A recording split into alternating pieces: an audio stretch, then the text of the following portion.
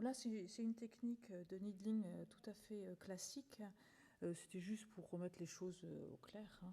Donc, moi, je le fais au bloc opératoire pour donc lutter contre la fibrose sous-conjonctivale excessive. Je commence par une parasynthèse parce que j'aime bien vérifier l'état de ma bulle, en fait. Et on voit là que la bulle reste un petit peu limitée et on voit bien qu'il y a des adhérences. On n'a pas vraiment un kyste, hein, mais il y a quand même des adhérences. Donc on va essayer de libérer les adhérences autour du volet scléral, parce qu'en fait, sous le volet scléral, ça n'adhère pas, hein, c'est toujours à la lisière.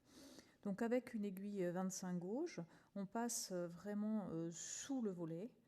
Et la raison pour laquelle je le fais sous anesthésie locale, enfin une anesthésie, quoi, c'est que en fait, ça c'est quand même douloureux si on doit rompre toutes ces adhérences qui sont parfois très denses.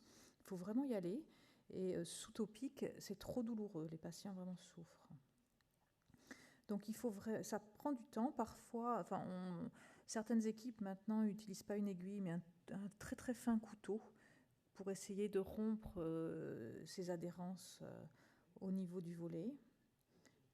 Alors il faut éviter les saignements parce que sinon ça va favoriser aussi la cicatrisation excessive.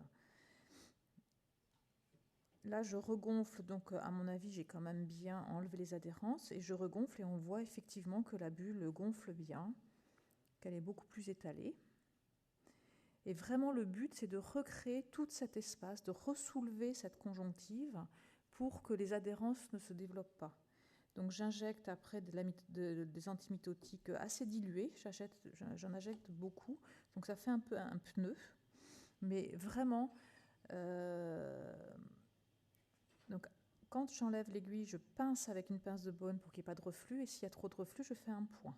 Je rince. Et quand je pars, je veux absolument avoir un globe ferme, reformer la chambre antérieure pour éviter déjà que les antimitotiques rentrent dans l'œil. Et puis éviter les saignements, les athalamies. Parce que si vous avez une athalamie après un needling, vous n'aurez pas le flux sortant qui va entretenir la filtration. Vous allez avoir une symphyse des tissus sous-conjonctivaux et on repart pour un tour.